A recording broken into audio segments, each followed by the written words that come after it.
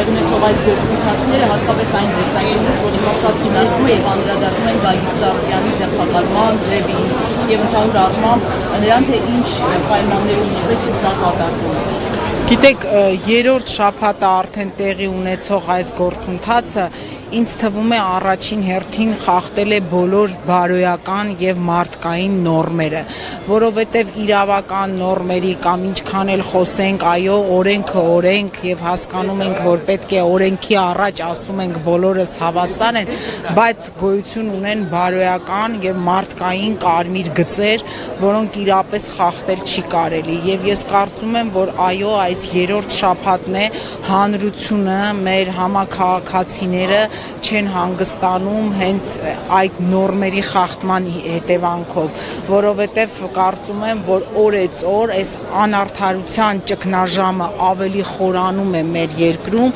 այսինքն օրվա իշխանությունները կենտրոնացած են հենց Գագիկ Ծառուկյան անձի վրա, բայց դրա ետևում մենք տեսնում ենք, որ օրեցօր այս խնդիրները ավելի լուրջ են դառնում եւ ճգնաժամը խորանում է, մենք ամեն օր այստեղ տեսնում ենք այն աշխատակիցներին, որոնք աշխատում են պարոն Ծառուկյանի տարբեր հիմնարկներում, տեսնում ենք, որ այս ամառվա տապին մարդիկ մնացել են առանց աշխատանք, առանց գումարի,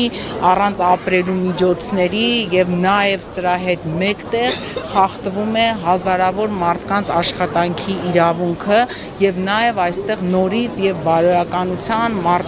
մարդկության գծերը անցնում են ինչպես կարող են։ Իսկական այս օրերին մենք տեսնում ենք նաեւ սպորտից արձագանքներ կան, բազմաթիվ քաղաքացիներ նշում են այն գործունեությունը, որ Գագիկ Ծառուկյանը կատարել է նաեւ սպորտի հետ կապեր, ամրապնդել նաեւ ներդրումներ, այլն։ Եվ սրանով փաստորեն մեր պետությունը ինչ ազատ է ուղղում նաև սպորտին, եթե հաշվի առնենք նաև ներդրումային։ Այո, վերջին օրերին, վերջին ընթացքում տեսակ մեծ հավաքներ տեղի ունեցան Ամերիկայի Միացյալ Նահանգներում, Ռուսաստանի Դաշնությունում եւ այո, ես վերջերս ծանոթացա պարոն Սասունյանը, Նունես Սերոփյանը, նրանք այդպես լայվ ռեժիմով ելույթ էին ունենում եւ այո, մարդիկ խոսում են նրա մասին, որ նույնիսկ եթե այնտեղ կան Սփյուռքի մեր ներկայացուցիչներ, որ անձամբ Գագիկ Ծառուկյան չեն ճանաչել, բայց նրանք ասում են, որ նրա ներդրումները, նրա գործունեությունը Հայաստանում որպես բիզնեսմեն շատ լուրջ են եւ այո, ներդրումային առումով այսօր դրսում ապրող հայերը եւ ոչ միայն հայերը, բոլոր այն մարդիկ, ովքեր մի օր կորոշեն, որ պետք է բիզնես հիմնեն Հայաստանում, նրանք դրա հետ կապված լուրջ խնդիրներ ունեն, որովհետեւ եթե այսօր կողքից նայում են, որ Գագիկ Ծառուկյանը երկրի ամենաազդեցիկ բիզնեսմեններից մեկն էր, որը շատ մեծ ներդրումներ ունի Հայաստանի Հանրապետության բոլոր ոլորտներում, եթե մի օրվա ընթացքում կարող է տեղի ունենալ այն ինչ որ տեղի է ունենում, կամ օրինակ, չգիտեմ, Մուլտիվելնեսի օրինակով կա պայմանագիր կնքած